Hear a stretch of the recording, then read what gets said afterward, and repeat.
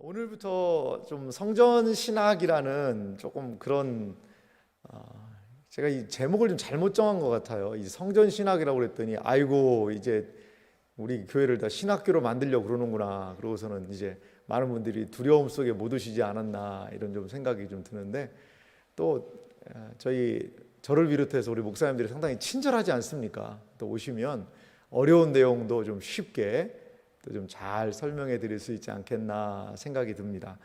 이번 설교 한 6주간 좀 진행을 할 건데요. 이번 설교를 하게 된 좀 이유가 있습니다. 이유가 있는데요. 그건 뭐냐면 이제 성전 신학이라는 이 책이 있습니다. 조금 뭐 그렇게 엄청 두꺼운 책은 아닙니다. 엄청 두꺼운 책은 아니고 한 700페이지는 한 600페이지 좀 넘는 책인데요. 근데 이 책을 우리 목사님들하고 한 장씩 다 발제도 하고 하면서 그러면서 이 책을 가지고 공부를 좀 했어요. 공부를 했는데 총 한 13장까지 되어 있습니다. 그래서 한 13주간 이 책을 읽고 그 책에 있는 내용 가지고 서로 나누고 했는데 책 내용이 너무 좋더라고요. 너무 좋고 그리고 우리가 성전하면은 여러분 어떤 생각 드세요? 뭐 성전 다 허물어지고 없어졌지 이런 생각을 하시잖아요. 근데 그렇게 성전을 단편적으로만 이해할 것이 아니더라는 거죠. 그래서 그레고리 빌이라는 이분이 이 성전을 중심으로 창세기에서부터 요한계시록까지 관통해가지고 이 책을 썼습니다. 그러니까 창세기에서부터 요한계시록까지 성전의 의미가 무엇인지를 좀 다 그거를 이 학자의 집요함을 가지고 다 밝혀내가지고 정리를 해놓으셨어요. 그래서 목사인 저도 성전을 이렇게 잘 소개해 놓은 책이 참 처음 만났습니다. 사실 처음 만났고 그래서 우리 성도님들에게 한 챕터 한 챕터를 다 설교화할 수도 없어요. 이건 궁금하신 분들은 사보시면 될 것 같습니다. 사보셔서 이렇게 설교하는구나.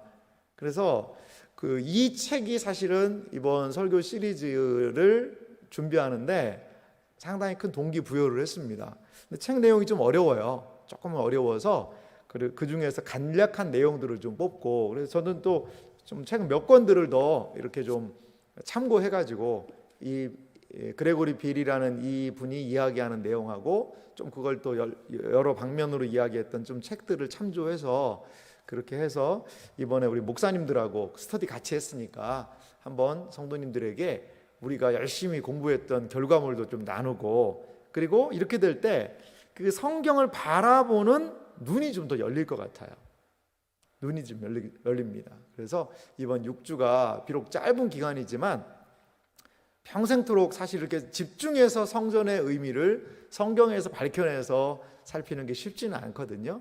그래서 여러분 성전에 대한 그런 부분 또 이 창조 세계와 성전과 어떻게 연결됐고 그리고 또 예수님하고 성전이 연결되어 있잖아요. 예수님하고 그리고 우리의 신앙생활 신자의 거룩한 우리를 성전이라고 하니까요. 우리가 어떻게 거룩한 삶을 살아야 되는지에 대한 부분 마지막으로는 제가 요한계시록과 성전 이것은 어떻게 연결되는지 이러한 내용들을 한 6주간에 걸쳐서 앞으로 좀 나누고자 합니다.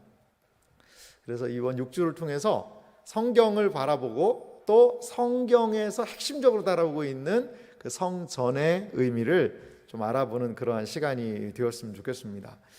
유인물을 좀 드렸죠? 유인물 다 있으시고 혹시 없으신 분들은 손들어서 표해 주시면 저 뒤에서 좀 나눠주시면 좋겠습니다.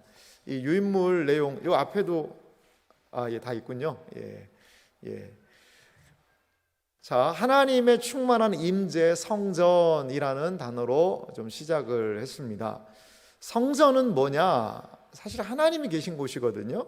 자, 성전 신학이라는 것은 뭐냐면 성경의 핵심 주제인 하나님의 임재, 즉 성전의 의미를 성경 전체를 통해서 살피는 과정입니다.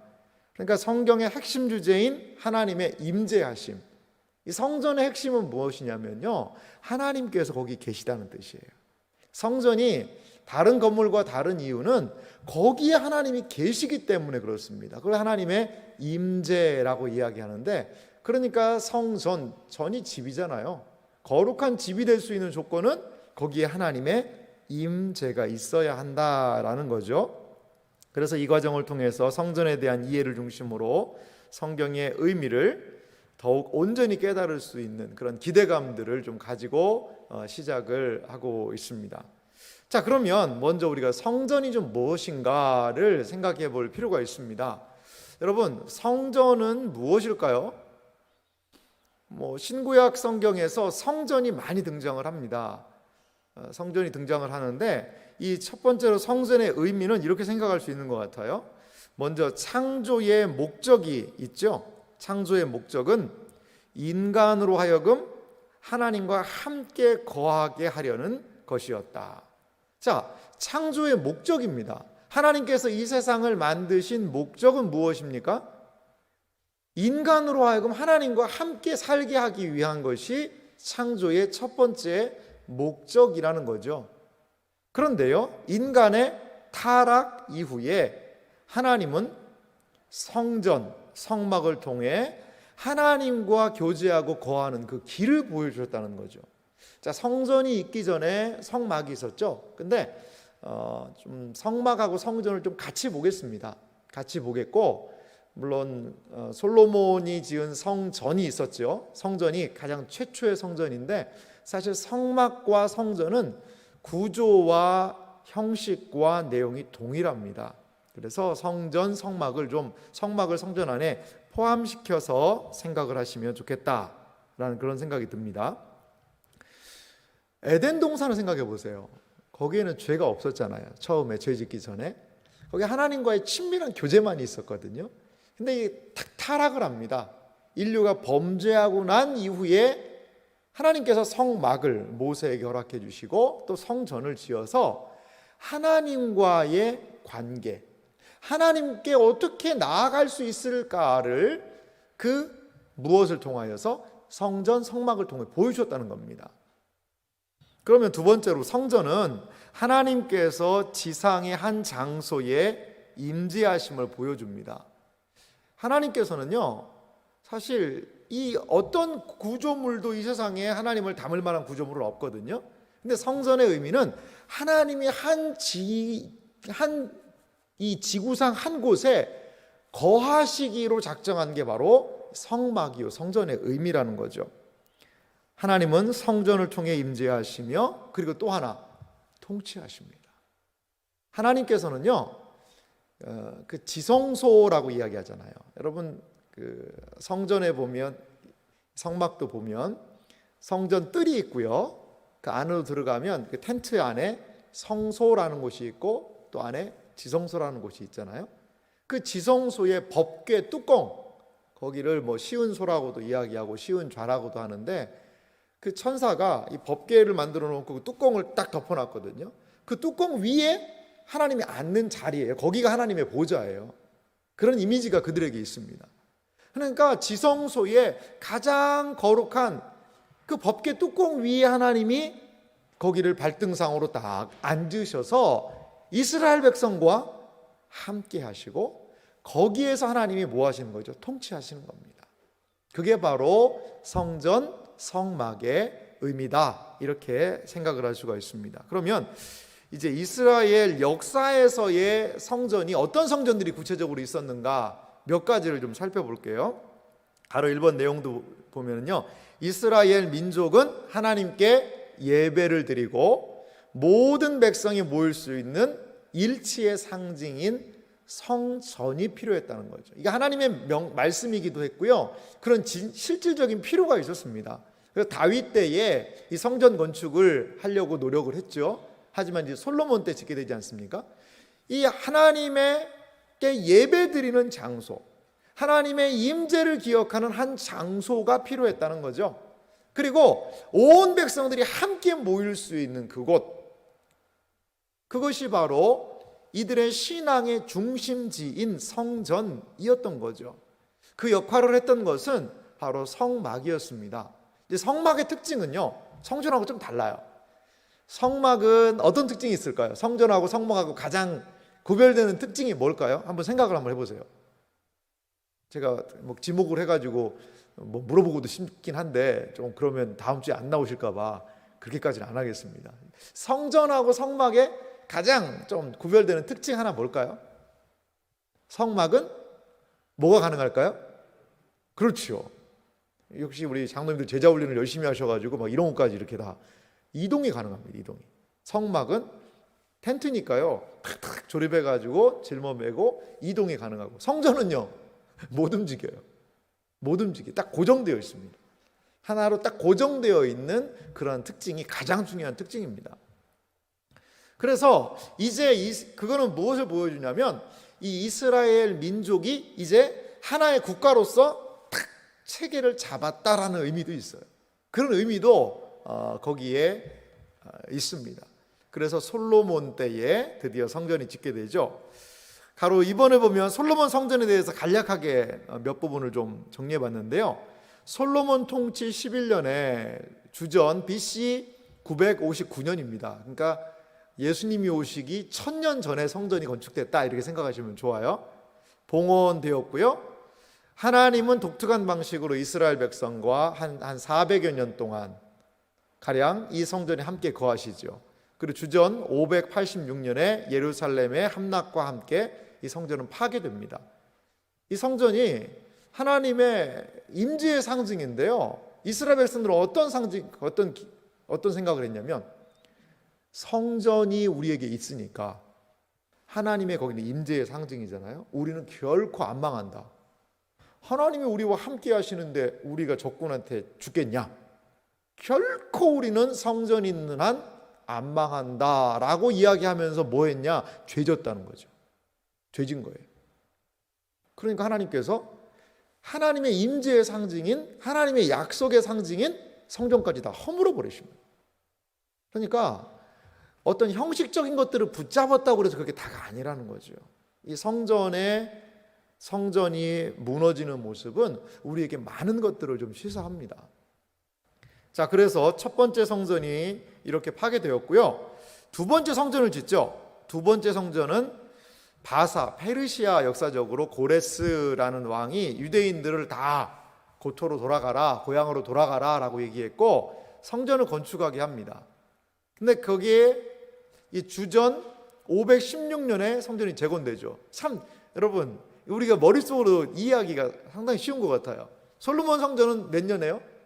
예수님 태어나기 주전 1000년 정도에. 그리고 그게 무너지고 두 번째 성전은 몇 년에요? 500년에. 약 500년 단위로 성전이 움직이는 것 같아요. 근데 이거는요, 뭐 제가 지어낸 건 아니고 실제 역사적으로 그래요. 다음에 등장하는 성전이 헤롯 성전이거든요. 헤롯 성전이 언제 짓기 시작하는지 아세요? 그 다음 내용을 보면요, 주전 19년 초에 헤롯 성전이 시작됩니다. 예수님 오시기 19년 전에, 거의 그러니까 0년이라고, 예수님이 오시는 그때에 헤롯 성전이 건축이 되는데요. 이제 헤롯 성전을 건축한 의도는 뭐냐? 이게 하나님을 영화롭게 하고 예배드리고 하는 그 목적 때문에 헤롯이 여호와 하나님에 대한 열심을 가지고 솔로몬처럼 한 게 아니라, 이 헤롯은 이두메, 사실 에돔 족속이거든요. 헤롯은. 근데 에돔 족속이 이스라엘 족속을 다스리려고 그러니까 약간 반감이 있는 거죠. 그러니까 유대인들을 좀 잘 달래주기 위해서 성전을 건축했다고 그래요. 그래서 성전을 거룩하게 짓기 위해서 제사장들이 있잖아요.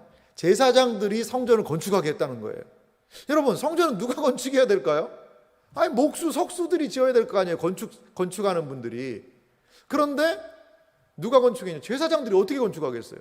그만큼 헤롯이요, 이 성전의 정체성, 이 성전은 제사장들이 지은 거다라는 것들을 강조하기 위해서 했다고 그래요. 그래서 1000명의 제사장들한테 목수 일을 가르쳤답니다. 목수 일을 가르쳐가지고 그들이 성전을 건축하게 했다라는 그러한 기록이 있습니다. 그래서 주요 건물은요 10년 만에 지었다고 그래요. 10년 정도가 걸렸는데 공사 기간이요 64년. 그러니까 뭐 전체가 64년 걸린 게 아니라 뭐 한 주전 20년부터 64년이니까 한 84년이 걸린 겁니다. 예수님 당시에도 성전을 계속 짓고 있었어요. 그래서 64년에 걸쳐서 이게 완전히 완성이 됩니다. 여기 부분적으로 여기 저기 조금 해서 이제 성전 건축 끝났다라고 하는 게 64년, 84년 걸린 겁니다. 그러니까 주전 19년에 시작했으니까요.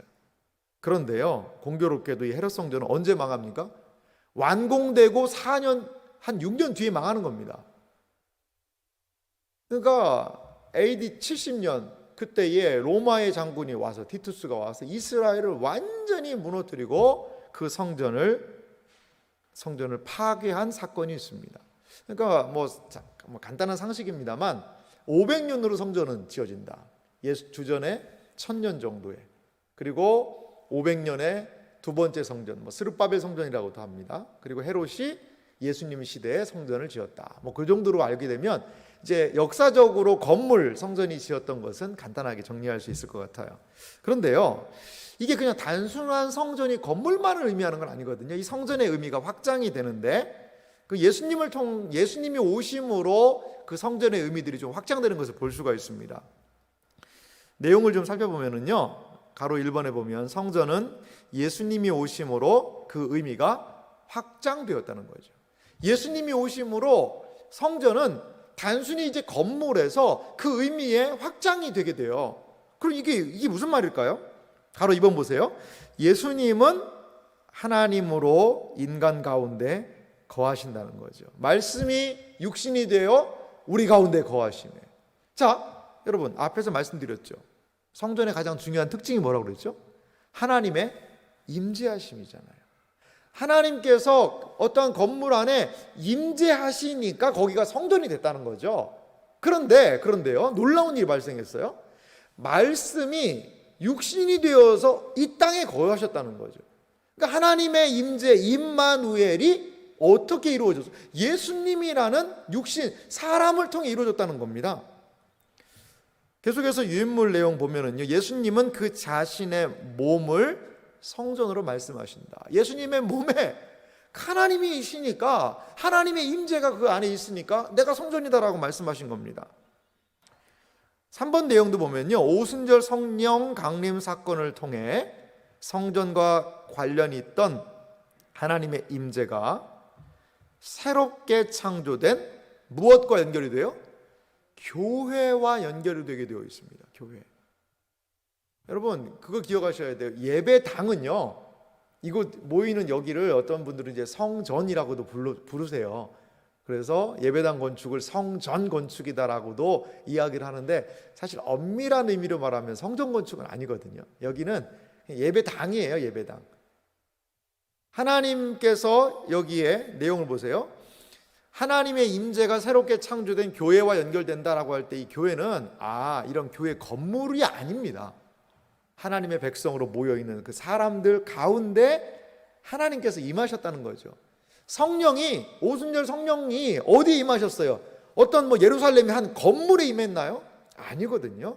120명의 예수님의 제자들에게 성령이 임하셨어요. 하나님의 충만한 임재가 사람에게 임했다는 거죠. 누구처럼? 예수님처럼 말이죠. 그래서 그들이 모였을 때 교회가 되었고, 그 모인 무리 안에 성령께서 임하심으로 그들이 하나님의 임재를 경험하게 됐다는 거죠. 그래서 이 교회가 거룩합니다. 교회 거룩한 곳이에요. 구별된 곳이에요. 왜? 무엇 때문에요? 하나님께서 임하신, 성령께서 함께 하시는 그 사람들이 여기에서 예배 드리기 때문에 이 건물도 의미 있는 겁니다. 이 구약 성전의 개념은 달라요. 구약 성전의 개념은 그 건물에, 성전에 하나님이 계시니까 거기로 들어오는 사람이 이제 거룩해지는 거예요. 그런 개념이 있습니다. 무슨 말씀인지 아시겠어요?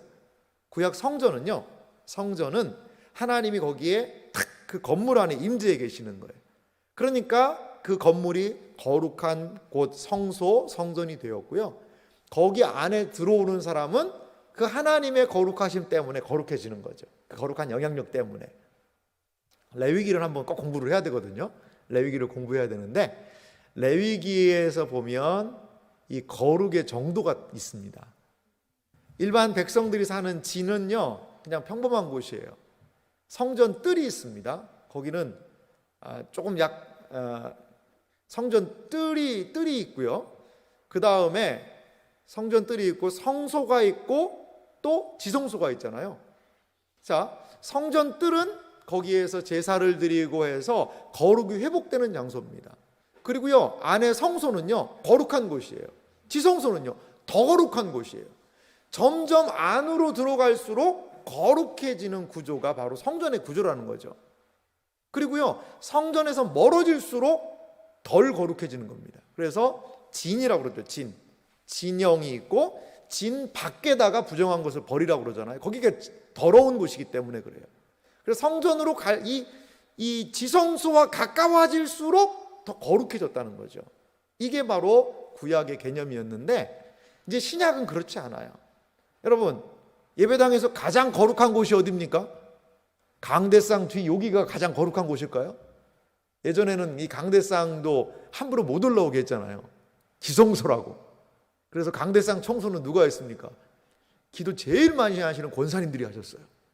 그래서 항상 강대상을 아무도 못 올라가니까 기도 제일 많이 하는 권사님이 이 강대상 닦고 정리하시고, 그래도 신발 벗고 양말까지 벗었는지는 모르겠습니다만 아무튼 그렇게 했었는데, 사실 여기는 하나님의 말씀을 증거하는 강단으로서도 우리가 좀 소중히 여겨야 되겠습니다만, 이 구약적인 개념은 아니라는 거죠. 구약적인 개념은. 그래서 건물 안에 하나님이 임재하시고 거기에 가까이 올수록 거룩해지는 구약시대 개념이 아니라, 이제는 우리 사랑하는 성도님들 한 분 한 분이 거룩한 하나님의 임재, 성령이 함께 하시기 때문에, 그래서 이 공간에 의미가 있다는 거죠. 저기 구석에서 하나님 말씀을 기억하면서 예배드리는 우리 성도님 때문에, 저기 잠옷실에서 엄마랑 같이 와서 예배드리는 우리 자녀들 때문에 여기가 거룩한 장소가 된다는 거죠. 그러한 또 성전과 그리고 교회의 그 개념을 여러분들이 좀 잘 기억하고 이해하시면 좋겠습니다. 자, 4번 볼까요? 4번 내용도 보면요, 가로 4번 보면 유대인, 사마리아인, 이방인을 포함한 교회는 하나님의 새로운 성전, 하나님의 임재하시는 곳이 되었다는 거죠. 교회는 그래서 점점 이 하나님의 거룩하심을요 확장시키게 됩니다. 오직 성령이 너희에게 임하시면 권능을 받고 예루살렘과 온 유대와 사마리아와 땅 끝까지 이르러 내 증인이 되리라. 이건 복음이 이제 확장되는 거잖아요. 다른 말로 하면 이 성전의 의미로 생각하면요, 그것은 하나님의 이 성전이 확장되는 거예요.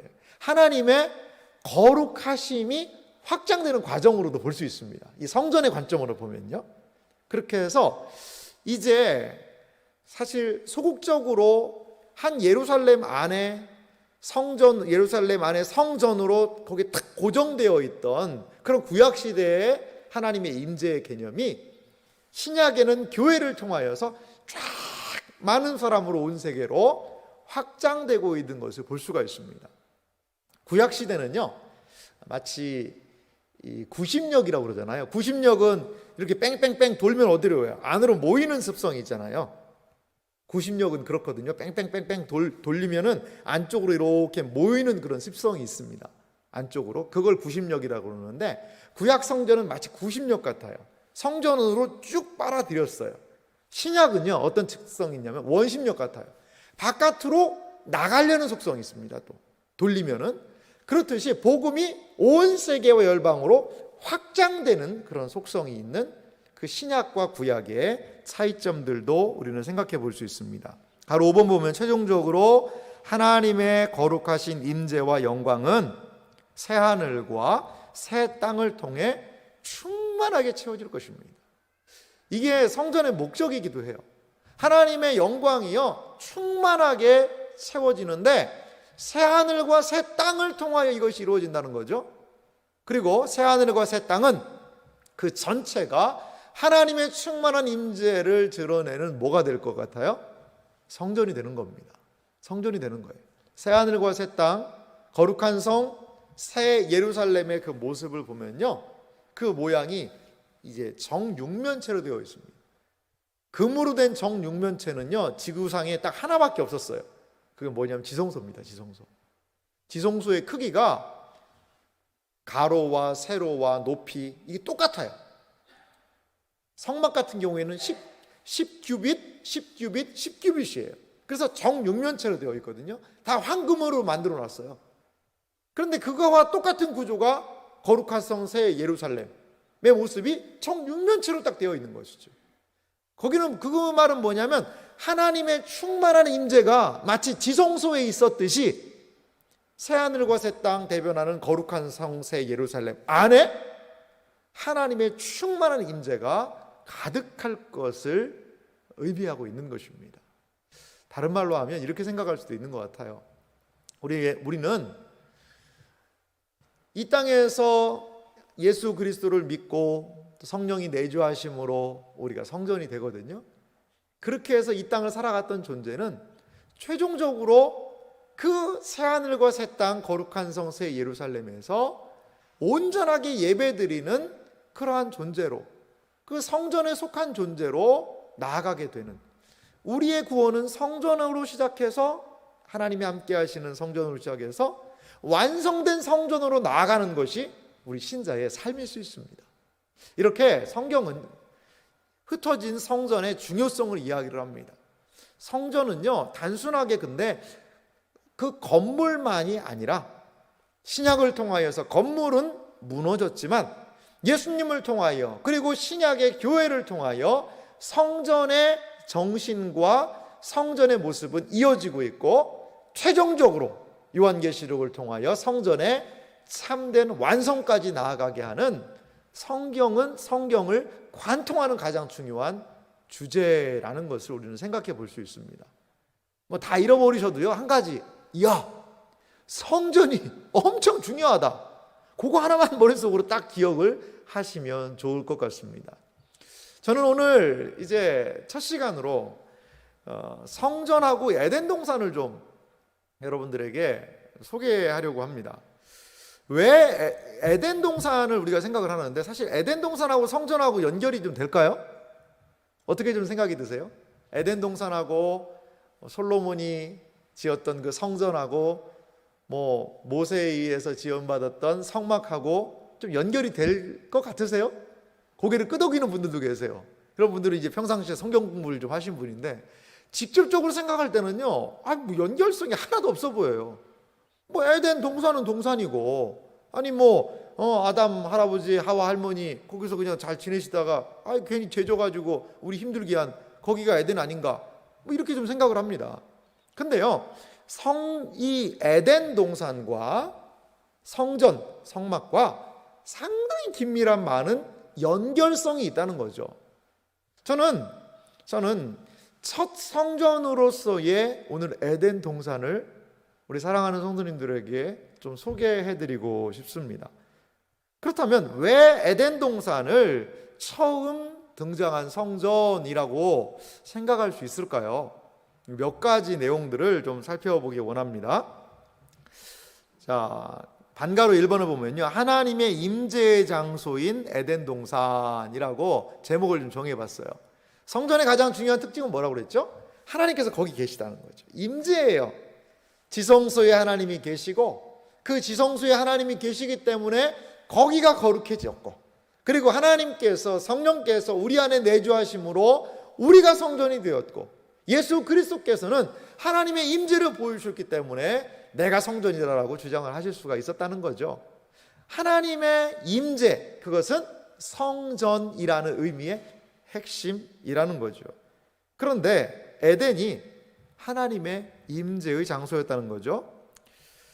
가로 1번 내용을 보면요, 성전이 하나님의 임재를 경험하는 장소라면, 성전이요 하나님의 임재를 경험하는 장소라면, 이 말씀 우리 다 이제 아시죠? 에덴 동산은 아담이 하나님과 거닐면서 대화한 곳이다. 자, 이 에덴 동산이라는 곳은 어떤 곳이냐? 아담이요 하나님과 거닐면서 하나님의 충만한 임재를 경험한 장소였다는 거죠. 그게 어디 있냐면 창세기 3장 8절 말씀에 이런 부분이 있습니다. 그들이 그날 바람이 불 때 동산에 거니시는, 그 에덴 동산에 하나님이 뭐하고 계세요? 거닐고 계시는 거죠. 다니고 계시다는 거죠. 이거는 뭐냐? 에덴 동산은, 그 동산은 하나님이 충만하게 임재하신 곳이었다는 것을 우리에게 알려주고 있는 것이죠. 에덴 동산은 하나님께서 거하시는 곳이었어요. 그래서 인간인 아담과 함께 하시는 그러한 곳이었다는 거죠. 자, 가로 2번을 보면은요, 거니시는 이라는 단어의 뜻이 있는데, 하나님께서 에덴 동산에 임재하심을 보여주고 있는 단어가 거니시는이라는 단어인데요. 이 동일한 단어가 어디에도 사용이 되느냐? 성막에도 사용된다는 거죠. 하나님께서 거니시다라는 그 단어가, 그 원어가요, 이러한 성경 구절에도 동일하게 사용되고 있다는 거죠. 그러니까 성막은 어떤 곳입니까? 하나님과 함께하는, 하나님이 임재한 곳이라는 거죠. 그래서 에덴 동산 하나님의 임재하심, 성막 하나님의 임재하심, 동일한 부분을 생각해 볼 수 있다는 겁니다. 그리고 좀 신기한 구절이긴 한데요, 에스겔 28장 18절은 에덴 동산을 성소라고 부른다라는 그 유인물 내용이 있습니다. 이 에스겔 말씀에 보니까요, 에덴 동산을 뭐라고 부르고 있느냐? 성소라고 부르고 있어요. 성소는 거룩한 곳, 성전, 성막을 성소라고 이야기하거든요. 근데 아예 성경이 에덴 동산을 성소라고 부르고 있다는 거죠. 이 부분 제가 자막을 좀 준비도 하기도 했지만, 우리 수요일은 성경 공부하는 시간이니까요, 에스겔 한번 28장을 한번 펴보십시오. 창세기 2장은 거기다 껴놓고요, 에스겔 28장을 한번 좀 펴보세요. 에스겔 28장 13절 말씀부터 한번 좀 보겠습니다. 에스겔 28장 13절 말씀부터 좀 보면은요, 에스겔 28장은 어떤 배경이 있냐면 에스겔 선지자가 두로 왕이 받을 심판을 예언하는 그런 측면입니다. 근데 이게 두로 왕한테 이야기를 하고 있는데, 이게 좀 내용이 두로 왕만의 이야기가 아니라 이 두로 왕이 망하게 된 결정적인 게 교만이거든요. 근데 두로 왕에 대한 사건을 이야기하면서 에덴 동산의 사건을 오버랩 시키고 있습니다. 두 개를 이렇게 싹 비슷하게 지금 비교를 하고 있어요. 그래서 여기서 우리는 사탄이 어떻게 타락했는지를 좀 알 수 있게 되는, 사탄의 타락의 배경이 되는 구절이 저는 이 구절이라고도 봐요. 그래서 두로 왕에 대한 심판을 이야기하면서 에덴 동산의 이야기를 끄집어 오고 있습니다. 그런 생각을 가지고 13절 한번 볼게요. 제가 읽겠습니다. 내가 옛적에, 이 내가는 사실 두로 왕을 이야기하는데요, 이 타락한 천사를 의미한다는 것을 뒤에서도 알 수 있습니다. 옛적에 하나님의 동산 에덴에 있어서, 사실 여러분 두로 왕은 에덴 동산에 있었을까요, 없었을까요? 없었죠. 두로 왕이 어떻게 에덴 동산에 있었겠어요. 그런데 두로 왕 이야기하면서 에덴 동산의 일을 소환하는 겁니다. 그러면서 이야기를 하고 있어요. 읽으면서 설명드릴게요.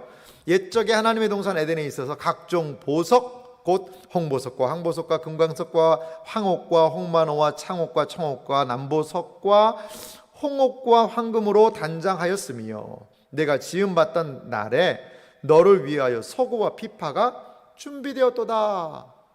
하여간 누군지는 모르지만 엄청나게 존귀한, 네가 지음받던 날에 온갖 보석들이 다 이야기할 정도로 매우 영광스러운 모습을 보여요. 14절은 이 정체가 드러납니다. 14절, 너는 기름 부음을 받고 지키는 뭐라는 거죠?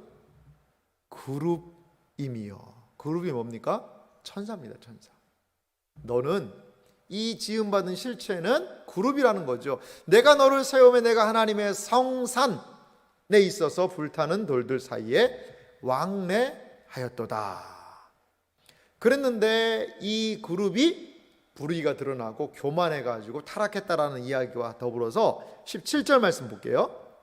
17절, 내가 아름다움으로 마음이 교만하였으며 내가 영화로움으로 내 지혜를 더럽혔으며 내가 너를 땅에 던져 왕들 앞에 두어 그들의 구경거리가 되게 하였도다. 이 천사가 교만해서 타락해서 땅에 떨어진 사건을 이야기를 하고 있습니다.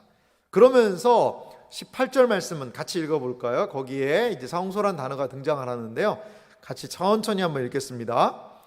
내가 죄악이 많고 무역이 불의함으로 내가 내 가운데서 불의를 내보여 너를 사르게 하고 너를 보고 있는 모든 자 앞에서 너를 땅 위에 재가 되게 하였도다. 아멘. 저기 보십시오. 내 모든 성소를 더럽혔으며, 이 성소는 앞에서 네가 하나님의 동산 에덴에 있었다라고 이야기했던 그 에덴을 받고 있는 말로 성소를 얘기하는 겁니다. 그러니까 구약 성경도요, 에덴을 무엇으로 보고 있어요? 성소로 보고 있다는 거죠. 하나님의 임재가 있는 성소, 성소라는 단어는 성막, 성전을 의미하는 단어였는데 에덴 동산도 무엇이라고 불렀다는 거죠? 성소로 부르고 있었다라는 것을 우리는 생각해 볼 수 있습니다. 그러니까요, 에덴 동산은 단순한 에덴 동산이 아니에요. 그것은요, 성소와 같은, 성막과 성전과 같은 기능을 하는 곳이 바로 에덴 동산이었다는 겁니다. 그러면 가로 2번을 보면요, 성전에 묘사되고 표현된 에덴 동산을 보면 더 구체적으로 이 성전하고요 에덴 동산하고 구조가 똑같아요. 구조가. 그런 부분들을 보면 가로 1번을 보면요, 성전은 어떻게 구성되어 있죠? 지성소, 성소, 뜰 세 부분으로 구성이 되어 있습니다. 근데 에덴 동산도요 한 이 세 부분으로 구성되어 있는 것 같아요. 에덴에 만들어진 동산이 있고요, 동산을 아우르는 에덴, 그리고 에덴 동산 밖으로 구분할 수가 있다는 거죠. 이게 무슨 말인가? 여러분 그 표 있죠? 여러분 그 유인물 안에 표가 있는데요, 제가 여러분들 보시라고 이 셋으로 한번 구분을 해놔봤어요. 에덴 동산 보세요. 동산이 있죠? 에덴이 있고 에덴 밖이 있고, 성전은 지성소, 성소, 뜰이 있습니다. 성전의 일반적인 상징은 어떤 의미?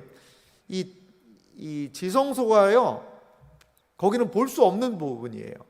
그리고 여기는 하나님이 머무시는 곳이 바로 이 지성소입니다. 그걸 상징하고요. 성소는요, 가시적 보이는 하늘을 상징한다고 그래요. 뜰은 어떤 의미가 있냐? 사람들이 거주하는 세계. 그래서 이 성전은 세 가지의 구조가 있는데 에덴 동산도 그렇다는 거죠. 우리는 사실 에덴 동산을 하나로 부르잖아요. 뭐 에덴 동산을 어떻게 둘로 나누나? 근데 여러분 한번 성경 다시 창세기 2장으로 한번 가보세요. 창세기 2장 오늘 8절 말씀도 보면은요, 이게 성전의 에덴하고 동산을 조금 구별하고 있는 것을 볼 수가 있어요. 2장 8절 말씀 보면요, 여호와 하나님이 동방의 에덴에 동산을 창설하시고, 자, 에덴이라는 한 지역이 있고요, 거기에다 하나님은 동산을 만들었다라는 거죠. 동산을 창설했다는 거죠. 자, 그 다음에 보십시오. 9절에도 보면요, 여호와 하나님이 그 땅에서 보기에 아름답고 먹기에 좋은 나무가 나게 하시니 동산 가운데에는 생명나무와 선악을 알게 하는 나무도 있더라. 그러니까 동산의 정 가운데에 선악을 알게 하는 나무와 생명나무가 있어서 그 에덴에 있는 동산의 가장 핵심부를 분명히 이야기하고 있는 것 같아요. 그런 부분이고, 10절도 한번 보실래요? 10절에 보니까요, 강이요 어디에서부터 흘러나오죠? 에덴에서 흘러나와 동산을 적셨다라고 그러잖아요. 그러니까 에덴이라는 그 지역의 범위는 좀 더 넓은 것 같고요, 거기에서 흘러나와 동산을 적셨다라고 이야기를 해서 에덴 동산을 우리는 딱 붙여서만 생각을 하는데, 이것이 조금은 좀 구분된 개념으로 생각할 수가 있다는 거죠. 그래서 그 동산 더 구별된 거기는 지성소와 같은 역할을 좀 하는 것 같아요. 그리고 그 동산을 아우르고 있는 에덴은 마치 성소와 같은 역할을 하는 것 같습니다. 그래서 아담과 하와가 범죄하니까 어디에서 쫓겨나요? 그 에덴 동산에서 쫓겨나잖아요. 쫓겨나게 되잖아요. 그래서 에덴 밖에 거주하게 되는 것이죠. 거기는 일단 사람들이 사는 세상들이라는 것을 좀 볼 수가 있습니다. 요거는요, 맨 마지막에 제가 좀 준비한 거 가지고 한 번 더 설명을 드릴게요. 뭐 잘 모르겠으면요, 그냥 넘어가시면 됩니다. 아이고, 목사님이 고생을 하신다. 내가 볼 때는 성막하고 에덴 동산하고 전혀 이게 어울리지 않는 것 같은데, 뭐 그렇게 생각을 하셔도 뭐 어쩔 수는 없습니다. 어쩔 수는 없는데, 근데 내용을 보면 분명히 하나님이 거하시는 동산의 의미가 있고요, 그리고 에덴이라는 것이 있고, 그리고 거기에서 아담과 하와가 쫓겨난 에덴 동산 밖이 구분된다는 거죠. 그리고 두 번째도 보세요. 이번 내용을 보면 생명나무도 있어요. 생명나무는 성전 안에 있는 이 등잔대하고 많이 비교를 합니다. 사람들이. 등잔대는 작은 나무 형태로 가지가 이렇게 있죠. 그래서 생명나무가 생명의 길을 보여주듯이 등잔대에 빛을 비추어서 생명의 길로 인도하는 그러한 역할을 하는 것으로 보고 있습니다. 그래서 사실 이제 다음 시간에 조금 더 이거 자세히 할 수 있습니다. 다음 시간에 우리 목사님이 하시면서 좀 이런 내용들을 자세히 할 수 있는데, 성막하고 에덴 동산의 많은 부분에서 이미지들이 연결되는 것들이 있다는 것들을 우리가 좀 생각해 볼 수가 있습니다. 또 세 번째로 살펴볼 것은요, 제사장으로서 동산을 지키는 아담이에요. 그 성전의 가장 중요한 기능을 하는 사람은 제사장이거든요. 성막도 마찬가지고요. 근데 이 아담의 역할이 무슨 역할이냐? 아니 우리 그냥 과일 따먹고 짐승들 이름 지은 걸로만 생각하는데, 이 아담이 뭐의 역할이냐? 제사장 역할을 했다는 거죠. 참 독특한 표현인데요. 내용을 한번 보겠습니다. 가로 1번을 보면, 하나님은 아담을 통해 에덴 동산 그것을 경작하며 지키게 하셨다라고 성경이 이야기를 합니다. 창세기 2장 15절 말씀 한번 보실래요? 2장 15절에 보면, 여호와 하나님이 그 사람을 이끌어 에덴 동산에 두어 그것을 경작하며 지키게 하시고, 거기 에덴 동산에 두어서 사람이 그것을 경작하며 지키게 하셨다라는 그 단어가 등장을 합니다. 근데 가로 2번의 내용을 좀 보면요, 경작하며 지키다 라는 이 뜻은요, 구약에서 섬기고 보존하다 라는 그런 의미로도 똑같이 이 원어가 쓰입니다. 그러니까 우리 한국말은 이게 좀 다르지만 원어는요, 섬기고 보존하다라고 지키고 경작하다를 번역할 수도 있다는 거죠. 그래서 하나님을 섬기고 말씀을 지키는 이스라엘 백성이라고 할 때도 경작하며 지키다라는 똑같은 단어가 쓰였고요. 또 하나, 여기가 진짜 중요해요. 거기다 밑줄을 그어 놓으세요. 성막의 봉사, 섬기는 거죠,를 지키는 제사장을 의미하기도 한다는 거죠.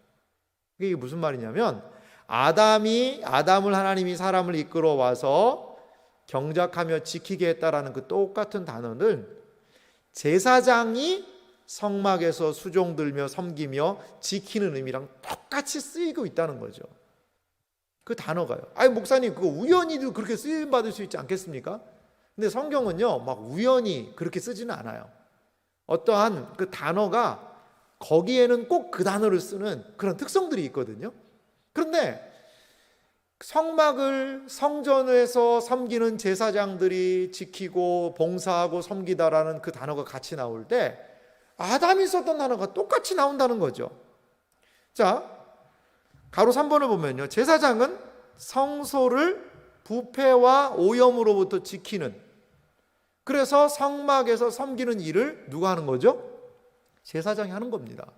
그런데 이 기능은요, 누구에게도요, 똑같이 4번에 아담의 직무는 그것을 경작하고 일구고 그것 동산을 지키는 것이 바로 아담이 할 일이라는 거죠.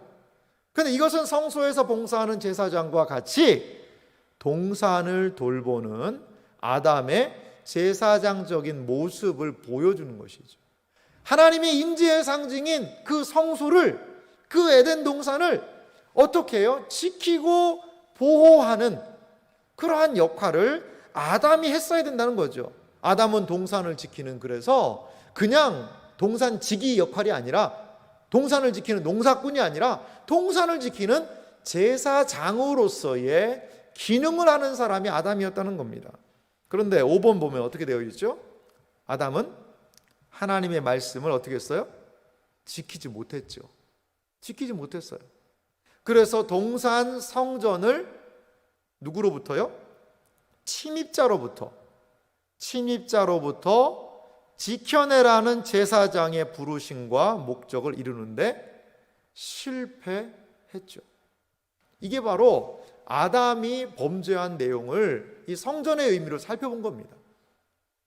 자, 하나님께서는 그 에덴 동산을 지키라고 그러는 거예요. 그런데 사단의 꾀임에 넘어가서 말씀을 지킴으로 그 에덴 동산을 지킬 수가 있는데, 말씀을 지키지 못하니까 에덴 동산을 지키지 못하고 거기에서 쫓겨나는 그러한 신세가 되어버렸다는 겁니다. 베드로 사도는요, 우리를 어떤 존재라고 그러죠? 너희는 왕같은 제사장들이다라고 얘기를 해요. 우리의 존재는 어떤 존재입니까? 하나님께서 우리의 안에 성령께서 충만히 임재하는 성전이고요, 아담의 역할이 똑같이 우리에게도 주어졌다는 거죠. 하나님의 말씀을 지킬 때에 하나님의 임재하시는 그것을 우리는 지킬 수가 있다는 겁니다. 나중에 맨 마지막에 살펴볼 거지만 미리 좀 한번 말씀드리면요, 새하늘과 새 땅에서 우리 역할이 뭔지 아세요? 그의 얼굴을 바라보고, 그 새하늘과 새 땅에서는요, 우리 모두가 어떤 존재가 되느냐? 대제사장과 같은, 지성소에 1년에 한 번 대제사장이 딱 한 번 들어갔거든요. 그런데 거듭난 주의 백성들은 모두가 다 새하늘과 새 땅에서 그 지성소와 같은 거기에서 영원토록 살면서 그 하나님을 섬기고 그 하나님을 예배하는 대제사장과 같은 존재가 된다는 의미가 거기에 있습니다. 거기에 있습니다. 첫사람 아담은 그 성소를 지키는 제사장으로서 역할을 했어야 됐다는 거죠. 하지만 하나님의 말씀에서 멀어질 때에 하나님의 말씀하신 그것들을 지킬 수가 없었다. 하나님의 제사장으로서의 부르심과 목적을 이루는데 실패했다는 겁니다. 사랑하는 성도 여러분, 우리가 하나님의 자녀로, 하나님의 부름받은 성도로 어떻게 하면 성공적으로 살 수 있을까요? 어떻게 하나님의 부르심을 따라서 그 부르심 안에서 온전하게 하나님께서 우리에게 맡겨주신 일들을 감당할 수 있을까요? 아담의 실패를 교훈 삼으셔야 돼요.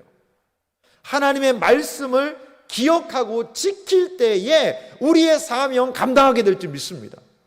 하나님의 말씀을 지켜야 돼요. 하나님의 말씀을 품어야 돼요. 그러할 때에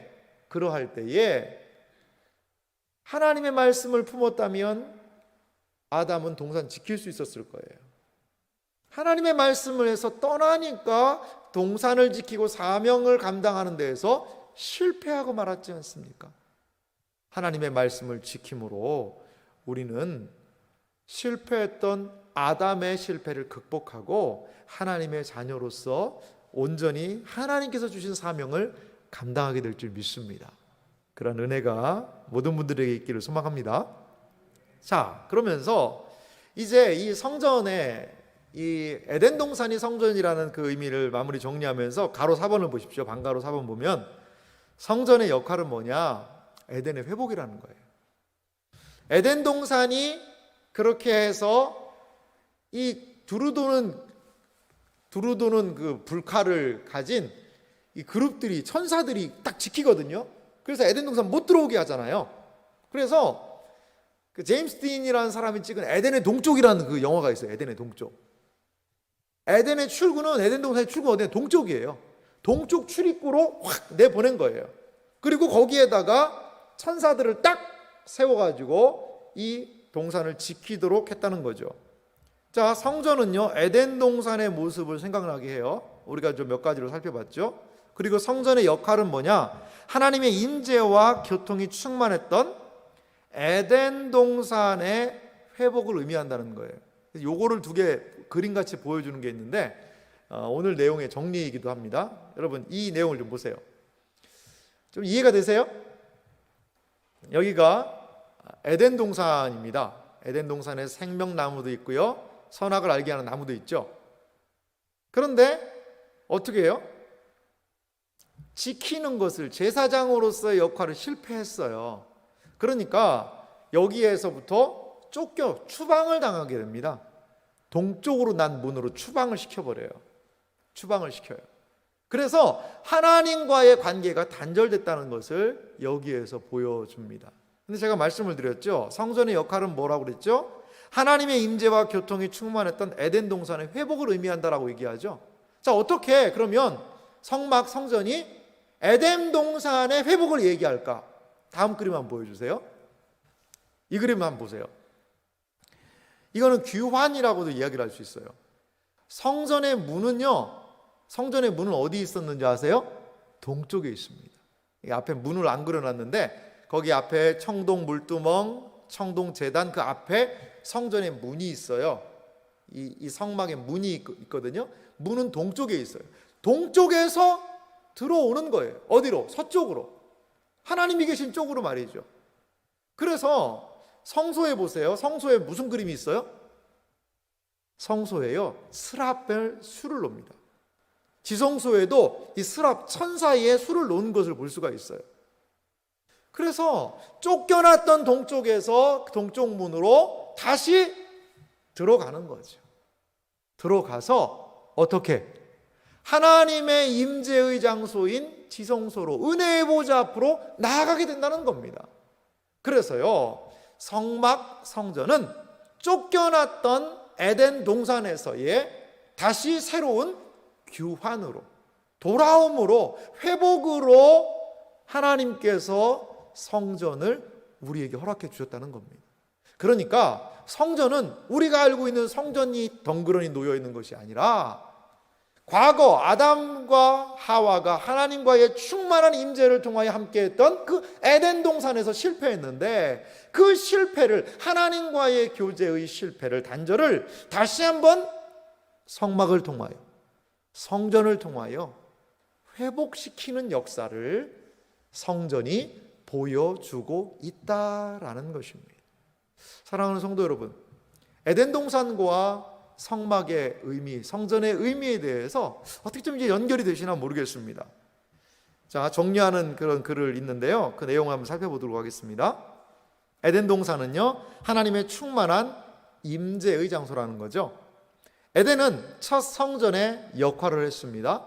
에덴은 하나님의 임재가 충만한 장소였고요, 하나님 안에서 만족을 경험할 수 있는 유일한 장소가 바로 에덴이었습니다.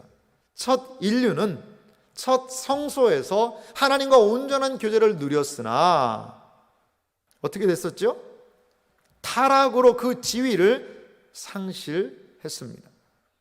그래서 앞으로 주어질 성전은 상실된 하나님과의 관계를 회복할 것이라는 것이지요. 그래서 앞으로 주어질 성막과 성전, 그리고 그리스도를 통하여 새하늘과 새 땅의 완전한 성전을 통하여 우리와 하나님과의 관계가 새롭게 회복되어진다는 것을 여러분 기억하시기 바랍니다. 그렇습니다. 성전은 성경의 핵심이에요.